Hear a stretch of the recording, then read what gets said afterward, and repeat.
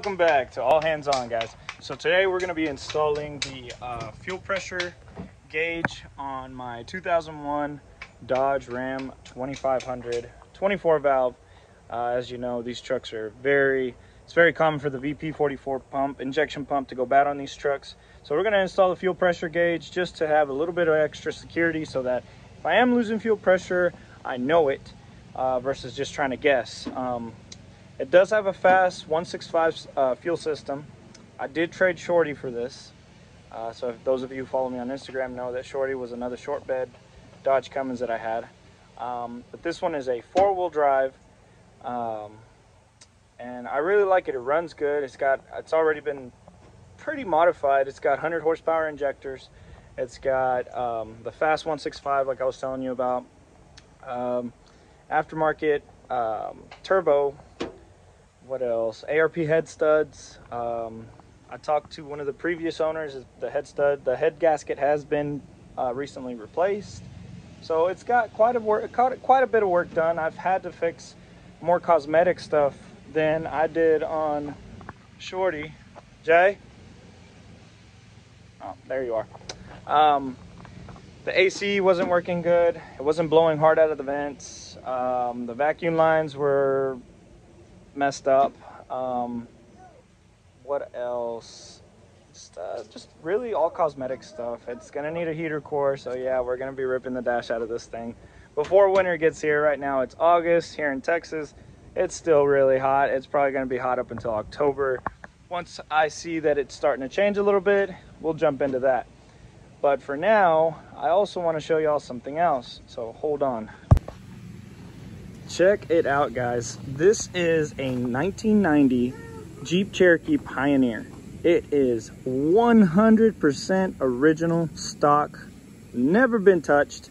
Literally nothing on it has been touched. Not the suspension, not the sagging ass rear leaf springs, and all original inside. I mean, super mint. AC works, AC and everything works. Even has the original factory radio, which works just fine. It's got 184,000 miles, and I am the third owner of this little bad boy. So the question was at the beginning, because we did get it at a really good price. I'm not going to disclose the price, but we did buy it at a really good price. Oh yeah, factory tire carrier. I mean, these are pretty rare in and of itself. Factory tire carriers are pretty rare. Never actually, personally, have never seen one with running boards. So that was pretty cool. I will say it does have some rust spots that I know are probably gonna need some, you can, oh yeah, look at that. Yep, that's gonna need some attention in the future, but we'll get to that. For now, the question was, do we sell it? Do we keep it? And we decided to keep it. I made a poll on Instagram to see what people thought we should do with it, and everybody was like, just keep it. So I'm gonna keep it. The second question was, keep it stock or modify it. You gotta remember, it's completely untouched, and a part of me really just wanted to keep it just like this, because I was like, man, this thing is so mint. But the off-road side of me was like, it's a blank canvas. Nobody's touched it, nobody's messed with it. There's not any messed up wiring inside. There's not anything missing. There's not anything that's been touched to where I'm going to be trying to find the solution to someone else's problem. It's an empty canvas. So we chose to go modify. So first order of things, we're going to be getting rid of those running boards. As cool as I like it, it looks really cool with the running boards. It makes it look like a little wagon. But we're going to get rid of the running boards. It's rusting on the inside of those running boards, and it's trapping more water, so I don't want that to get any worse. It's already got pretty good rust spots, and I know the fenders are rusty right there. It's rusty right here. It's rusty right here on the other side too. And I think one of the rear fenders on the other side is also rusty. So what we're going to do is we are going to start ripping some stuff off. I don't think I'm going to get to the rust repair just now, just because it's only a few little spots, nothing up here. Window seals are clean up here. The rain gutter, everything, it's literally just where salt might have been, which makes me think this was probably a northern Jeep. So But even still, for being a northern Jeep, it's not super duper rusty. I also haven't crawled underneath, so we don't really know what we're gonna get into underneath. But I have the wire welder, we can fix rust, we can cut it out, so that's not a big issue. So for right now, we're gonna do the running boards, and we're probably gonna try and get it lifted. I know my buddy Perry also has some wheels and tires that he's gonna sell me, hopefully, and I should be able to get this Jeep looking a little bit better, a little bit less grandpa-y and more yeehaw-y, I guess is what you could call it. Buddy, you need to go put some shorts on. You're showing the whole world what you got going on. Anyway, no, you're not getting my phone. Anyway, so let's get started on this bad boy right here, because we need to get this done. I've been putting it off for a while because I've been just trying to get everything we need, but I have everything, so let's get going. Okay, so first things first, we're going to put the snubber valve right here. And what this is going to do, the reason you want to put a snubber valve versus just putting the sensor directly into this fitting is because the snubber valve is going to help reduce the pressure whenever you first start the truck. What happens if you put this in here the pressure will come straight to the sensor, and what happens is it messes them up. I've even heard of like it pushing through the other side. So the snubber valve, all it does is it slows down that pressure and then equalizes. It equalizes so that this doesn't get the blunt force of it. This one. So we're going to go ahead and tighten this down on here. Go ahead and tighten this down on here, and okay, where is my 18?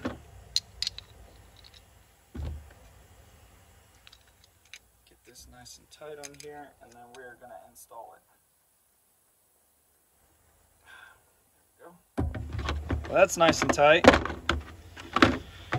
Now we just have to fit this into the fuel line, and we're good to go. Okay, so that's the piece that's going to go in there. That's where the sensor is going to go. Now yours is not going to be this short. What? Good job, buddy. Oh God, thank you. Good job. Good job. So yours might not be this short. The reason mine is short like this is because mine has a big fuel line kit. So as you can see right there, that focus, that is my fuel line. It's not coming from, there's usually a filter somewhere over here, but I don't have that. If you go on the Glow Shift YouTube channel, they'll show you how to do it straight from the filter. So this is if you have like a fast 165, which is what I have. It's gonna go straight from there, straight to here, where the VP pump is. And that's it. So that's all I have to, attach in there. So I'm gonna get the rest of this put on, and then we can start doing some wiring, which is my least favorite part, but we're gonna get it done. All right, so we got fuel line, fuel fitting that goes in between the fuel line installed, with the sensor connected, with the wire ran, and I'm actually running it through where the hood latch cable goes through the firewall, which is right there. It won't focus, but it's right there. Anyway, so that's done. I ran the wiring up through here and have my pod gauge holder right there. So just need to run the power to the pod gauge holder, or to the pod gauge, and I'll be tapping into my fuse box using these little fuse tappers. That's what I call them. So yeah, one thing that made this really easy running wire is get a clothes hanger. You can actually push it through some of the little rubber bushings on the firewall, and you can use it to grab the wire and pull it through. Same with the dash, you can run it up from the bottom down and pull your wire all the way through. So just a little tip right there. Anyways, let's get this all put together. Alrighty guys, well, that is done. we were able to get it all wired into the fuse panel. I'm not gonna go over, well, I guess I can't, because it's actually very simple. I wasn't gonna, but so I didn't use those little tappers. For some reason they weren't working, so I just wired it in directly to the fuse. So the white wire is gonna be your ignition switch wire, and your red wire is gonna be your constant. Your black is going to be your ground, and that orange wire is to connect to the dimmer switch. Now, as we all know on these Dodges, this shit just breaks. It's very brittle. I'm not gonna go into it. If I order a new bezel, I'll wire it in while I have it all taken apart, but I'm not gonna do that right now because I don't want this looking bad. My dash is actually in really good shape. My bezel's actually all broken, so I'd like to keep it somewhat nice.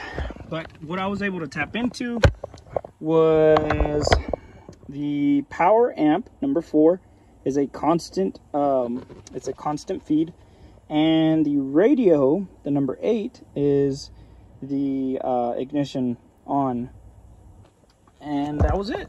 So that was pretty, it was actually, this is super simple. It's not very hard. It's not very hard to install at all. It took me some time just because I'm also filming and it's hot. It's Texas. But here we go, guys. I'm gonna show you real quick. Where are my keys? In my pocket. Let me show y'all real quick. She is good to go. Pumping out 18 PSI. She's doing real good. Look at that. So for some reason the fast doesn't actually turn on whenever I turn the key on, but I just bump it a little bit and it turns right on. So it applies fuel pressure to the VP. This is something I've gotten to a habit into. That way I'm not trying to fire up the VP44 dry, and maybe it'll help it last longer. Maybe it doesn't really make a difference, but I'm gonna just keep doing that for peace of mind. Boom. Even firing up, the needle does not move. She's right at 18, 19 PSI, which from what I'm read is pretty good. So that is done. I absolutely love the color. That blue is so beautiful. I really actually want to do my whole dash blue, like just like that blue. But yeah, that's done. There are no leaks.